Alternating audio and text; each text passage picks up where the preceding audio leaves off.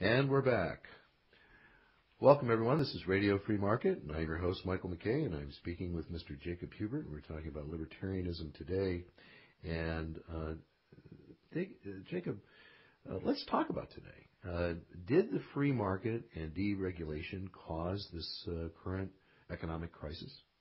No, nothing could be less true. Well, tell us more on that. Well, you do hear people out there making this claim. It's unbelievable. You have people like Judge Richard Posner who are out there writing that, well, the reason we have this free market or this monetary financial crisis today is because the Bush administration was so wedded to free market policies. But the fact is, we didn't have anything like free market policies, and so it's an odd claim, and it's not true at all.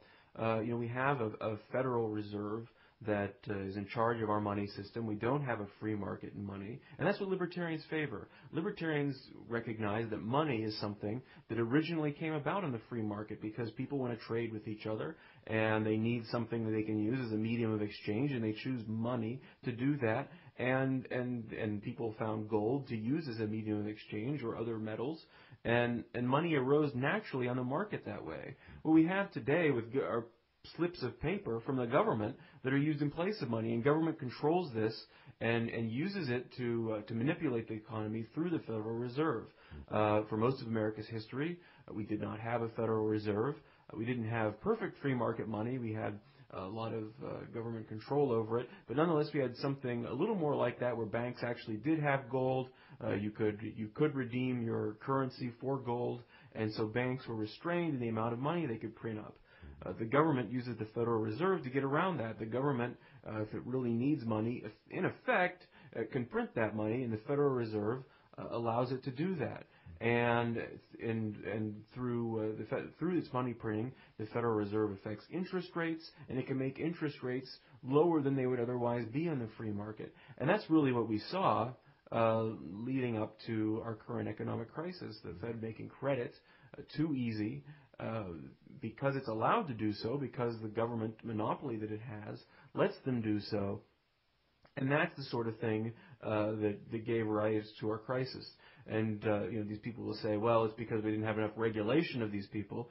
Well, but if you add more regulation on top of the way banks operate, the way investment firms operate, this is just piling regulation on top of more regulation. As we said earlier, there are lots of reasons to think the government isn't competent to figure out how to regulate anybody anyway. So more regulation for libertarians isn't really the answer. The answer is to scale back government, to get back to free market money where you don't have this government manipulation of the economy. Mm-hmm. I'm going to do something unusual at this point. These points that you just made are so excellent, and I want people who are very interested in learning more about money and how it works, which is something that we are very, very committed to at Radio Free Market, to go back into our archives and actually listen to 3 shows in particular that I think will actually help you really understand this. One is an interview with Mr. Doug French. He was the president of the Mises Institute, and we had him on in early February. And, of course, Jeffrey Huebert, who is the head of the economic department at Grove City College, and we had a primer show on the ABCs of hyperinflation. And then also one that we've had recently with Mark Thornton on money and monetary theory. And so you can access those shows at Radio Free Market under our archives. You can download those for free, and we hope that you will. Okay, so Jacob, how are we going to prevent this next crisis? I mean, obviously, if the Federal Reserve is going to continue this policy of planned inflation and continually creating this money that is backed by nothing, they are actually institutionalized to create the boom and bust cycles. So how can a next crisis be prevented? Well, as long as you have a Federal Reserve that can do this, I think it's very unlikely that you're going to avoid future booms and busts. As long as you have a government that can do this, that's going to inflate the money supply, then you're going to be subject to this kind of disruption in the economy. Mm-hmm. The only way to really get rid of this is to make a sounder monetary system. I mean, one step you could take would be at least to go back to a gold standard type system where government has to be able to redeem the money that it prints in gold, and therefore it's constrained to some extent in how much money it can print up and how much it can manipulate. Another alternative would be at least to allow individuals to use their own money, to allow people to choose, well, do I want to use the U.S. dollar, or maybe I want to use some form of free market money for my exchanges, make the U.S. dollar not legal tender anymore, and so the government sort of has to... Let's explain that to people. The idea of repealing legal tender laws is something that's new to a lot of people. Legal tender laws basically force people to use a particular kind of money. Yeah, that's right. It says right on your dollar bills, it's for all debts, public and private, meaning that if someone wants to enforce a contract with you, they can make you pay in dollars. It means basically for all of your transactions that you do in the United States, you have to pay in dollars. But people might prefer not to hold dollars or transact in dollars if they had a choice. People might rather use a money that's backed by gold, that's not going to lose its value, as the dollar has since the Federal Reserve came about. So repealing the legal tender laws would create more monetary soundness, allow people to move to a money that isn't going to be destroyed in the way that government has destroyed the dollar. Mm-hmm. And that, in turn, should hopefully mitigate the effects of the business cycle that the Fed causes. Mm-hmm. And, of course, ideally, we want to abolish the Fed entirely, get government out of money entirely, because libertarians see no justification for that, no need for that. So two practical things that are happening right now is that this awareness that people have that having competitive monies may actually be good for them. That's one thing. The other is Ron Paul's popular legislation to audit the Fed. Has 300, at this particular moment that we're taping this, 371, I believe, co-sponsors in the House, but it is being actually prohibited from coming to a vote. And in fact, actually, it's just a slight expansion of the audit that has actually been in force since the 1970s, as I understand it. But it allows the U.S. people, the people of America, to actually see a little bit more of just what the Fed is doing and how they are actually doing it. But they are fighting transparency tooth and nail. And that's a definite problem.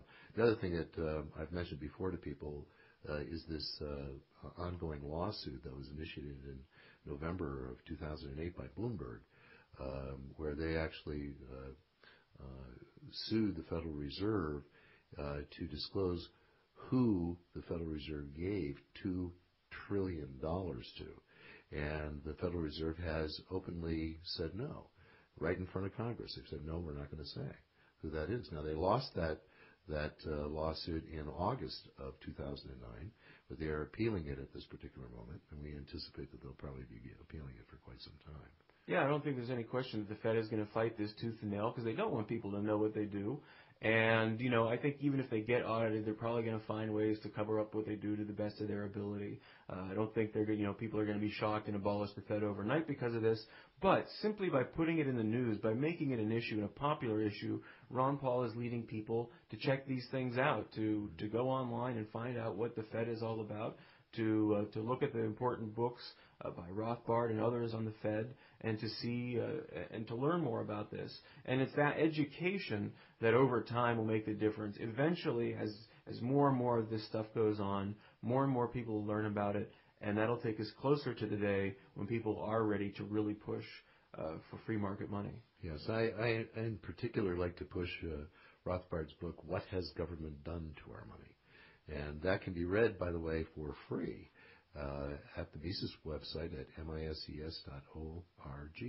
Yeah, it's great that that's online for people to read. I recommend that book as well. One of my favorite things that I do in this book, by the way, is recommend books, including that one, with the URLs right there that people can pull up the books for free on Mises.org. That's an excellent book. I think that has turned the heads of an awful lot of people who didn't understand the really fundamental basics about money, and that's a fantastic book for that. So, all right, so we've talked about that. Now let's talk about, well, how are we going to get out of this? How are we going to get out of the current crisis that we are in? We see ourselves kind of like in the tar pit, And what is the action that would take us out of this? Well, the only thing you can do at this point is to stop printing money, stop bailing out businesses that have failed, stop spending more money that's going to have to be taken from somebody in the form of taxes or through even more money printing down the road to try to stimulate the economy, because these things aren't going to work. Libertarians, first of all, as a principled matter, libertarians would say, well, you shouldn't steal from people to pay for these bailouts and so forth. But libertarians also, many of them subscribe to the Austrian School of Economics, which explains why money printing and stimulus and bailouts will not actually produce economic growth, but will actually cause more economic harm.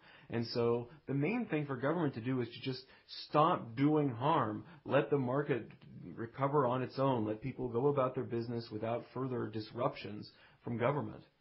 You know, I want to jump back into another topic that is actually a whole chapter in your book on the fight for marijuana and other drugs to be legalized. And I wanted to introduce this by a little comment that in Iowa recently, the State Board of Pharmacy voted unanimously, that's 6-0, to recommend medical marijuana be implemented in Iowa.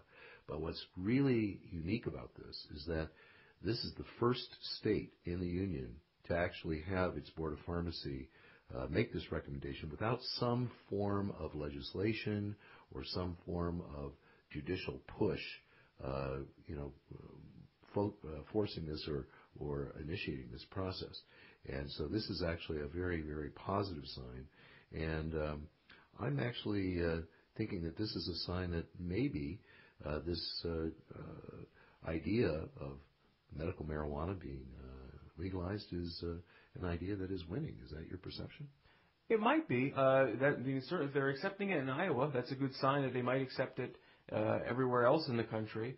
And you see more and more medical marijuana initiatives. People are behind this. People tend to recognize that, look, if marijuana is a medicine that helps people, why shouldn't they be allowed to take it just because some other people use it recreationally? And you may see even pushes for marijuana to be legalized for other purposes. I think it's going to be a ballot initiative coming up in California to make it entirely illegal. And of course, illegal? I'm sorry, no, entirely legal in California. Okay. To possess and use marijuana. And because that state, I think, thinks that they can tax it and their struggling government can make some money off of it. And if that's how it has to come about, that's fair enough, and that's more freedom, and it's a good thing. I did see that one report that said that one state legislator wanted to put $150 per unit tax, which would basically just create a black market in California. So we'll have to watch that very closely as to how they plan on implementing that. Well, at least even if they have a really heavy tax like that on it, we'll say you have some black market marijuana on you. Well, how are they going to prove whether it's black market or not once you have it? So at least maybe it'll stop government from persecuting innocent consumers of marijuana, and then maybe they'll go after marijuana sellers or whatever. But it sounds like a step in the right direction, at least to leave those users alone, because it's crazy to put people in jail for possessing marijuana. Now, you mentioned a libertarian activist. You mentioned several of them in your book. One of them by the name of Peter McWilliams, who is an author who wrote a number of books in the 1970s. And I mentioned to you during the break that just as an aside, I happen to know him personally. We were both from the Detroit area. We met in a completely different venue some 40 years ago. But I know that he died as a sufferer of AIDS and quite an outspoken advocate of legalization, as many other people have. So the human toll that this journey and struggle has had has just been enormous. Yeah, that's right. I mean, Peter McWilliams has had a particularly sad story where he definitely needed medical marijuana to keep his medications down, to keep food down. Nothing else would work for him to treat his nausea, and the government just didn't care. At that time, medical marijuana was not legal in California, as it is now, and they would not let him have it for that purpose, and he could not keep his medications down, and they prosecuted him, And in the process of all that going on, he died. Mm-hmm. And that's the effect of keeping marijuana illegal. And it's just it's incredibly heartless that they do this, but they do. So let's bridge out of this to go into the broader conversation of the fight for our health freedom. It's a very big topic today, this whole healthcare debate. How do libertarians think about this? Well, libertarians are happy to see conservatives, as they stand up to Obamacare and they go out and protest at these town halls they were having last year. And so that's sort of encouraging to libertarians to see conservatives go out and do that. But libertarians have an important difference from conservatives. Conservatives just want to typically cheer the system we have, call it the best healthcare system in the world. How could anybody not like it? But libertarians don't go along with all that because our healthcare system has tremendous problems. It does us no good to pretend that it doesn't. It is very expensive. It's much more expensive than it needs to be. And the reason is not private greed or anything like that. The reason is government doing things that has driven the cost of healthcare and availability of healthcare. Has driven the cost of healthcare way up and driven the availability of healthcare down. Mm-hmm. So libertarians aren't likely to be cheering the current system. And what do libertarians propose to fix the healthcare system? Well, one of the biggest problems with the current system is that we have a tax system that pushes everybody to buy insurance. This is one of those temporary wartime things that became permanent. When was that? In World War II, you had wage controls. The employers couldn't charge above a certain amount, but they had to do things. Couldn't pay above a certain amount. I'm sorry, yes, couldn't pay above a certain amount. Right. And so they had to do things to attract workers. And one way they could do this was offering health insurance, which was also tax exempt. And after the war, health insurance, people were used to getting it from their employers. They still had this tax exempt status. And so that pushed employers to include health insurance as part of workers' benefits. And people came to expect this. That's very interesting because, one of my basic premises is that a luxury once experienced becomes a necessity. And so people started experiencing this quote-unquote free health care or health insurance, and they decided this is what they were always going to require, and they deserved to have it, and employers were kind of caught. We're going to have to take a break, folks. This is going to take us off for just a couple of minutes, but then we're going to come back, and we want you to stay with us. This is Radio Free Market. I am your host, Michael McKay, and we're talking about libertarianism today. Please stay with us.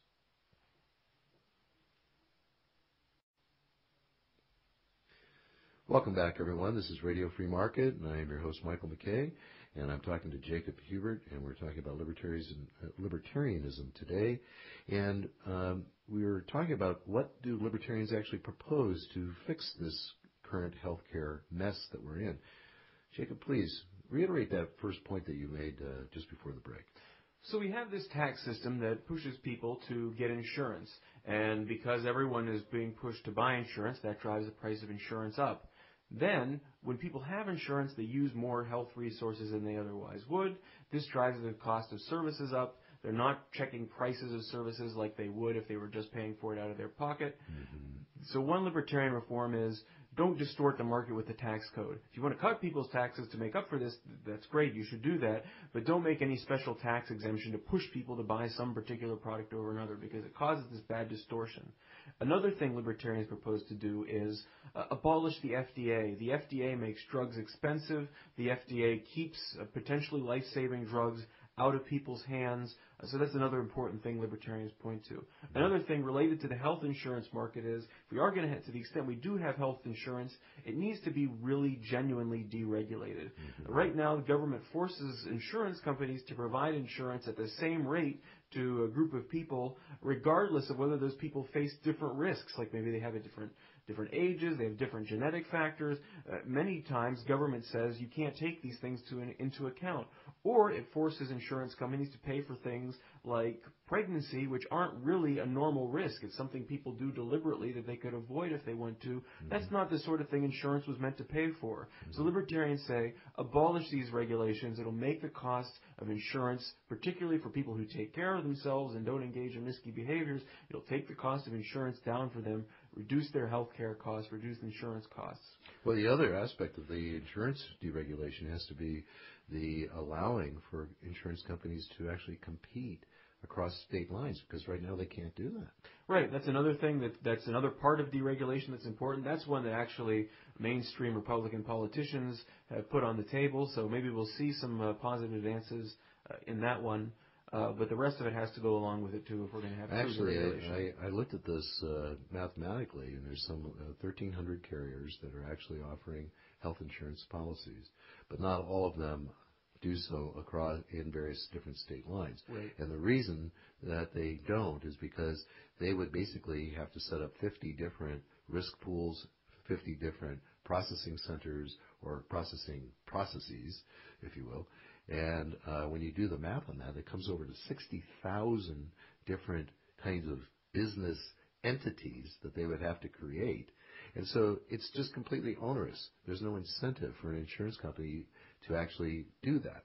It's much more efficient for them just to focus on a particular group or a particular area and go from that particular that angle of it. So, opening up the insurance industry to actual competition so that people could buy insurance across state lines, they could shop for it, they could actually move with it and transfer it. That would be a big boon.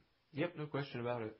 So, talk about this other rather interesting idea of legalizing the sale of organs. Well, that's another area where government just effectively kills people by not letting them have their freedom. If you need an organ, you have to go through this system where you're not allowed to pay for an organ. You have to go on a list and hope that somebody dies in time for you to get your organ. Libertarians say abolish this, let organs be paid for, and more people would have organs. And if we had time, we could talk about why the poor wouldn't have to worry so much about getting an organ, even if they had to pay. And it's just one more important issue. Yes. Well, we're coming to the end of our show today, folks. This concept of the ideal of libertarianism presents a ideal that may be unattainable. But at the same time, Jacob, I want to thank you very much for writing this important book. But it gives us an ideal that we can all really aspire for. Yep, that's the idea. Put the ideal out there, and maybe someday we can come close. And actually, the ideal is really centered on the concept of cooperation. So thank you very much, everyone. This has been a wonderful show. We've been very happy to have our guest, Mr. Jacob Huebert. And I would invite everyone to please come and visit us on the web at radiofreemarket.com. This is Michael McKay, and I thank you again for listening today and look forward to hearing from you and talking to you again next week. Thank you very much for listening.